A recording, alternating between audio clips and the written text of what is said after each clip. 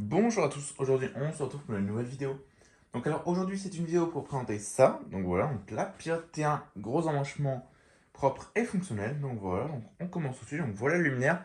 Donc vous allez demander pourquoi il est ouvert comme ça. Bah c'est normal, hein. C'est parce que sinon je galère pour vous ouvrir le capot complet avec la vasque et tout à une main. Donc comme ça je l'ai ouvert en premier. Enfin voilà quoi. Donc avant de commencer la vidéo, n'hésitez pas à liker, commenter et à vous abonner, ça ferait vraiment super plaisir. Et sur ce, on commence tout de suite. Donc voilà. Donc je vais vous présenter le luminaire. Donc je vais d'abord commencer par l'intérieur.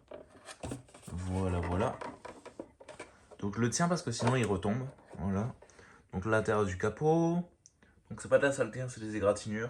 Voilà. L'intérieur ici, donc c'est tout propre, hein, tout brillant. Les étiquettes. Dans le pilote T1. Voilà, donc tout est propre, hein. Là, le ballast. Donc elle date de 2007. Voilà. Elle date de 2007 cette pilote.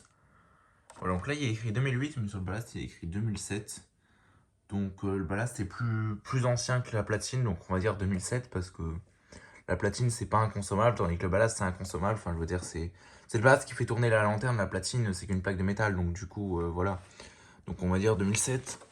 Voilà, voilà, mais elles ont été posées en 2008. Pourquoi? Parce que les comètes P vertes datent de 2008 et elles étaient dans le même quartier, elles ont été enlevées au même moment, elles ont été posées au même moment. Donc voilà, voilà, donc un peu plus de 10 ans quoi. C'est vraiment pas des luminaires très très vieux. Donc voilà, hein, donc là je vais refermer le capot. Donc oui, en nettoyant j'ai pété un crochet. Donc voilà, là il y en a un là, et là l'autre il s'est cassé. Donc de toute façon les dernières générations c'est vraiment pas de la très grande qualité. Voilà. Donc vous pouvez voir le capot, donc il est propre, hein, il est vraiment tout propre. J'ai pas passé mon rénovateur de plastique parce qu'il était en assez bon état le plastique. Et quand on passe le rénovateur, après on peut plus avoir. Bah, c'est pas qu'on peut plus avoir, c'est que quand on passe le rénovateur, une fois que si on met le plastique dehors, bah, ça va faire au bout d'un moment, c'est un rénovateur de plastique. Donc c'est comme tout rénovateur quand on rénove un plastique qui a déjà été usé, bah, au bout d'un moment, tous les 6 mois, tous les 1 an, il faut le repasser. Même en intérieur, ça va être tous les 2 3 ans parce que ça sèche, ça s'enlève, ça s'évapore. Donc du coup, voilà, du coup, j'ai décidé de pas le passer. C'était encore en assez bon état, donc du coup, ça restera comme ça. Là, j'aurais jamais besoin de repasser quelque chose ou quelque chose comme ça.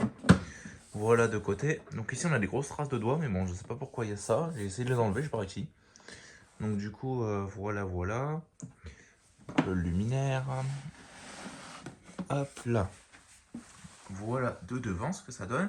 Donc là, pareil, j'ai rien passé un dessus. J'ai juste nettoyé, j'ai pas passé de rénovateur ou quoi que ce soit.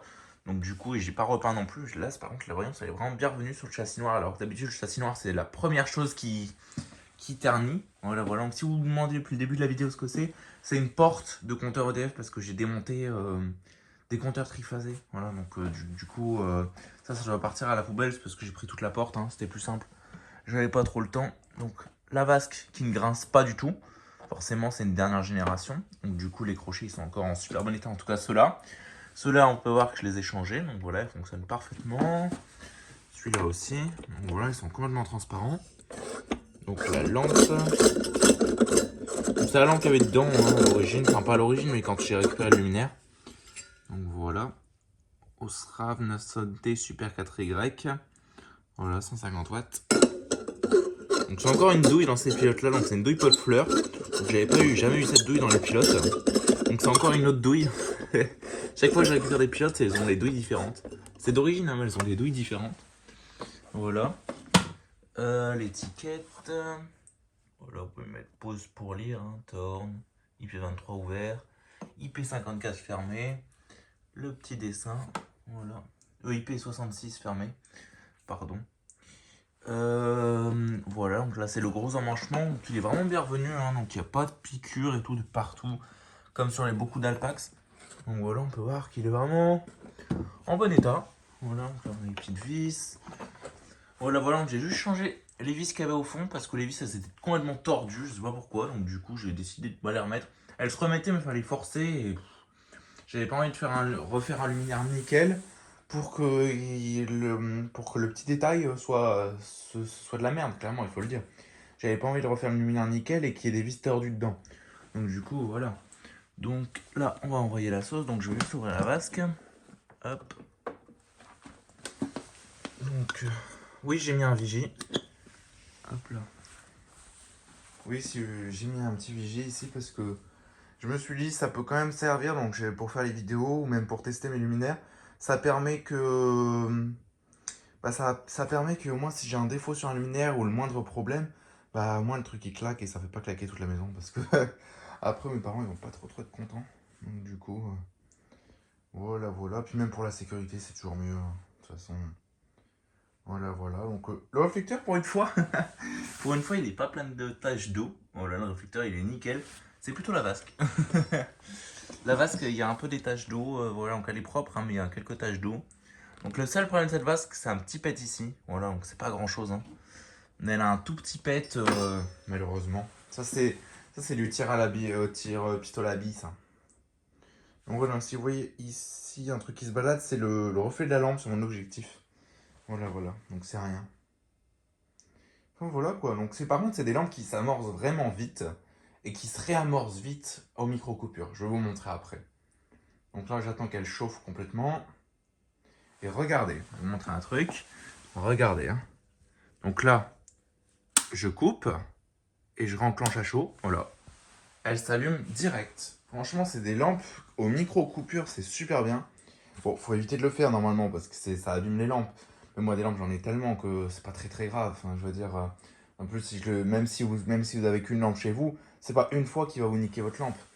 Faut juste pas faire ça tous les 5 minutes. C'est juste un test pour vous montrer. Mais voilà, donc au moins, s'il y a une micro-coupure dans la rue, bah, les luminaires, ils se rallument tout de suite comme une lampe LED. Donc ça, c'est vraiment pratique. Enfin, voilà, quoi, hein. Donc, comme d'habitude, une petite pilote, hein. De toute façon, la pilote, je dirais pas que c'est mon luminaire préféré parce que c'est un luminaire qui est de mauvaise qualité, on va dire. Ouais, mauvaise qualité, c'est un luminaire plastique. Le châssis est quand même en fibre, hein, parce qu'on dit tout le temps, la Estoril et la pilote, ça se concurrence, sauf que la Estoril, elle est entièrement en plastique.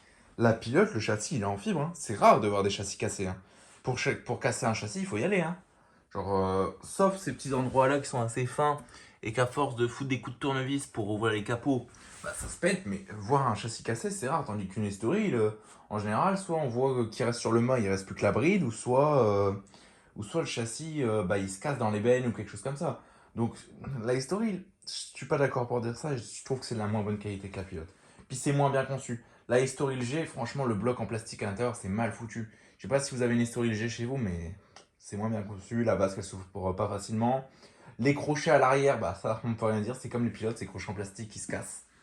La Estoril P, elle est de très bonne qualité. Elle est certes en plastique, mais elle est mieux conçue que la G. Au moins, la vasque, elle s'ouvre et les crochets, ils sont en métal de la vasque. Et donc, ça, elle est vraiment bien conçue, la Estoril G. Et le capot dessus se ferme avec une vis, donc en métal. Donc, il n'y a pas de risque de problème. Donc là, je suis d'accord. Bon, on s'étend beaucoup trop. Enfin, voilà quoi.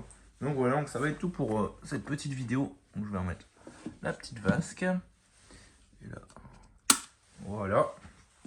Enfin, voilà quoi. Donc, on voit la petite barrette de sodium incandescente. Enfin, voilà quoi. Donc sur ce, si vous avez aimé, n'hésitez pas à mettre un petit commentaire pour me dire ce que vous avez pensé ou si vous avez une question. Et sur ce, n'hésitez pas à liker et à vous abonner. Et je vous dis au revoir. Allez, ciao.